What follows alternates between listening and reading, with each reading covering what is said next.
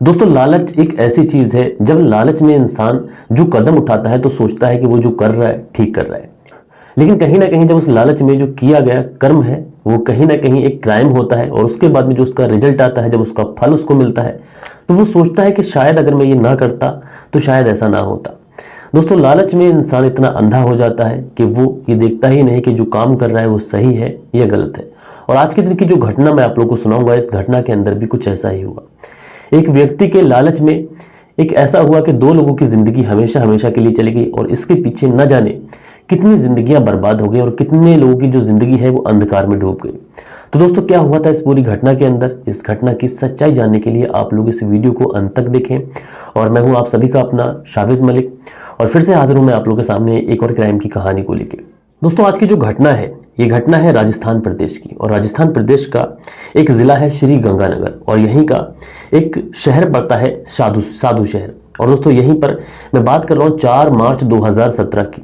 4 मार्च 2017 को रात्रि के करीब 1 बजे वहीं के पुलिस स्टेशन में एक कॉल आता है और जो व्यक्ति कॉल करता है वो बताता है कि साहब मेरा नाम यूनिस खान है और मैं जो हूँ वो खैरूवाला का रहने वाला हूँ, लेकिन उसका जो दोस्त है उसका परिवार बहुत ज़्यादा संकट में है। उसके परिवार को कुछ बदमाशों ने बंदी बना लिया है और मेरा जो दोस्त है वो कार से कहीं जा रहा था और रास्ते में कुछ बदमाशों ने उसके परिवार को बंदी बना लिया है।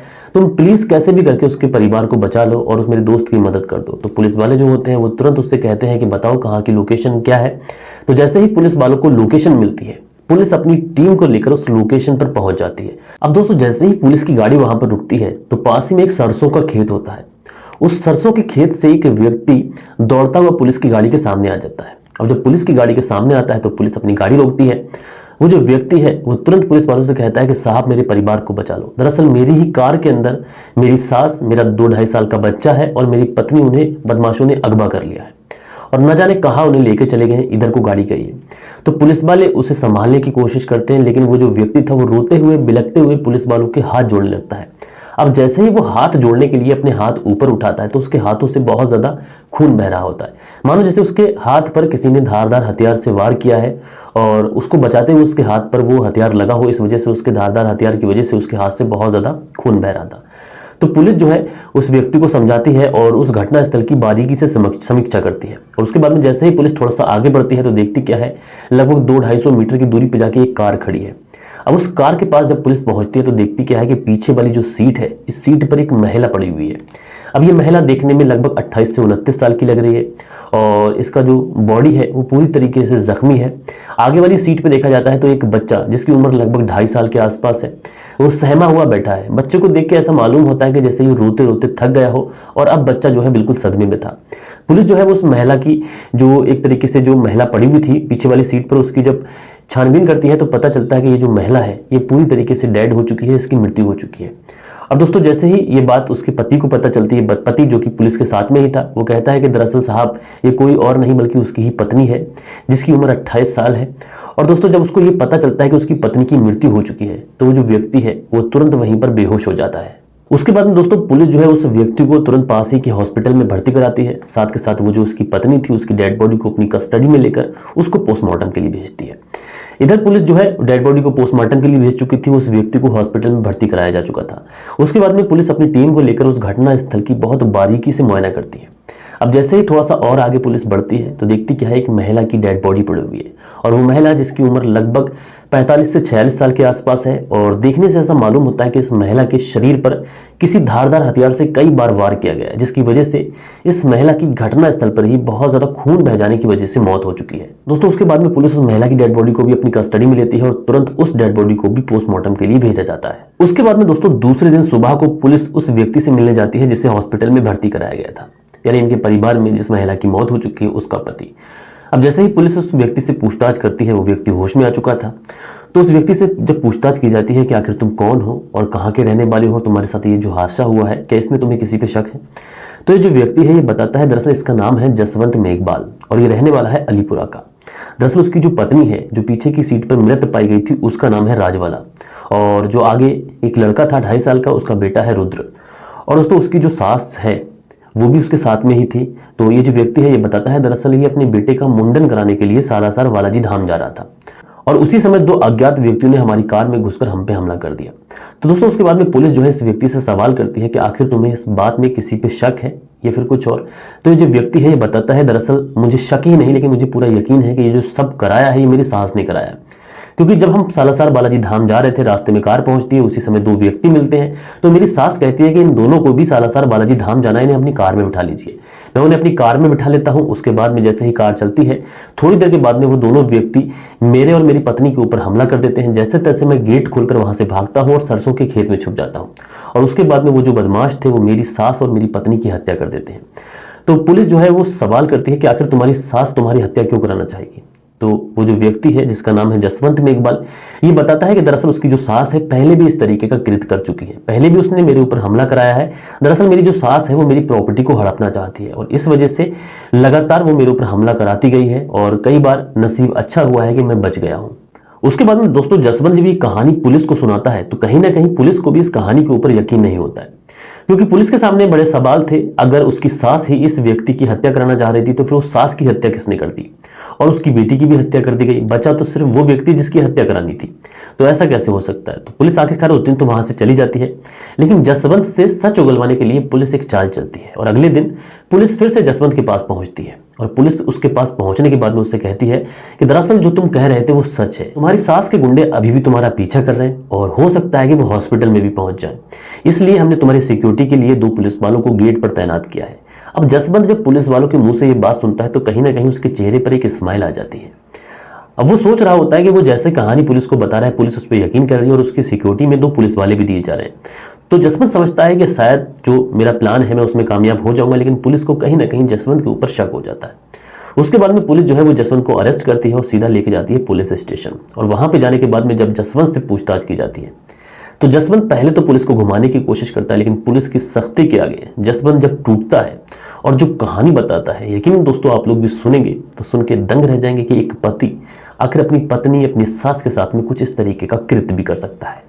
दोस्तों जसवंत पुलिस को बताता है कि दरअसल ये अलीपुरा का रहने वाला है और बचपन में ही इसके माता पिता की डेथ हो गई थी और इसी वजह से जसवंत जो है बहुत लाड़ों में पला था और इसने जो है बीएड तक की पढ़ाई भी की थी। इसके पास जो जमीन है वो लगभग 20 बीघा जमीन है और बीएड की पढ़ाई कर चुका है। इधर इसकी जो पत्नी है जिसका नाम है राजवाला, इसके जो पिता है उनकी भी बचपन में ही डेथ हो चुकी थी, यानी इस लड़की का जब बचपना था तब उसके पिता की डेथ हो चुकी थी। और उसके बाद में जो राजवाला की मामा है यानी कि माँ है वो इसका भरपूर ध्यान रखती है राजवाला का। राजवाला 8वीं तक पढ़ती है, उसके बाद पढ़ाई छोड़ देती है।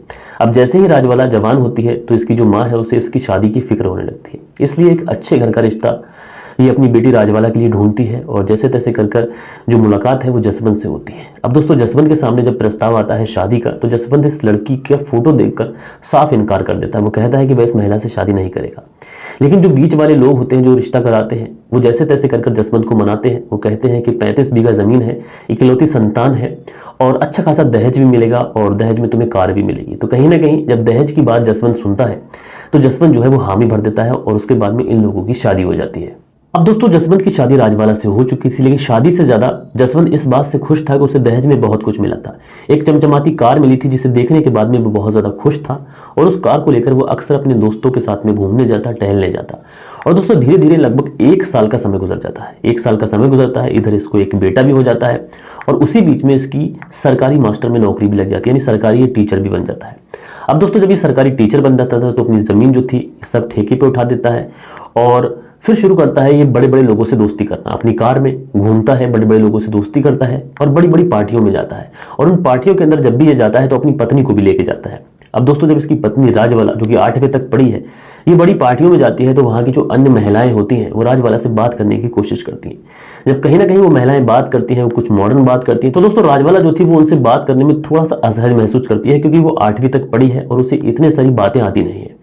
तो कहीं ना कहीं जब ये जसवंत ये बात देखता है तो उसे बहुत ज्यादा बुरा लगता है और उसको ऐसा एहसास होता है कि उसकी पत्नी की वजह से पार्टी में उसकी बेइज्जती हुई है और इसीलिए वो अपनी पत्नी से खफा खफा रहना शुरू कर देता है। और दोस्तों ऐसा खफा खफा रहता है कि वो अपनी पत्नी से काफी ज्यादा दूरियां बना लेता है। अब दोस्तों जब ये अपनी पत्नी से दूरियां बनाना शुरू करता है तो ये जाता है कोठों की तरफ और जब ये कोठों पे जाता है तो बहसियाओं के साथ में एक तरीके से अय्याशी शुरू करता है। बहुत सारे पैसे भी ये वहां पर लुटाता है और धीरे धीरे ये जो बात थी ये इसकी पत्नी राजवाला को पता चल जाती है। जब इसकी बात इसकी पत्नी को पता चलती है तो उसकी पत्नी जो है वो अपनी माँ से ये सारी बात बताती है और उसकी माँ ये सब समझाने के लिए अपने दामाद को उसके घर भी आती है और कई बार उसको समझाया भी जाता है। लेकिन ये जो जसवंत था, ये समझने की बजाय एक अलग बात अपने दिमाग में चला लेता है। ये फैसला करता है कि ये अपनी सास और अपनी पत्नी को रास्ते से हमेशा हमेशा के लिए हटा देगा। अब दोस्तों, जसवंत जब इस तरीके की बातें अपने दिमाग में बना लेता है तो इसके लिए ये मुलाकात करता है अपने ही गांव में रहने वाले फैसल से। फैसल जो कि इसका दोस्त था, फैसल से ये बात करता है कि उसे उसकी सास और उसकी पत्नी की हत्या करनी पड़ेगी। तो फैसल जो है वो कहता है कि दरअसल इसके लिए तुम्हें बहुत सारे पैसे खर्च करने पड़ेंगे। फैसल जो है वो खर्चा बताता है लगभग 1.5 लाख रुपए का। तो ये जो जसवंत है ये डील तय कर लेता है, डील पक्की कर लेता है और बयाने में उसको 20,000 रुपए भी देता है। लेकिन फैसल कहता है कि हत्या कब करनी है, कब नहीं करनी है, उसके बारे में तुम पूरी डिटेल उसे बताओगे। और फैसल जो है इस सब में अपने दोस्त हैदर अली को शामिल करता है।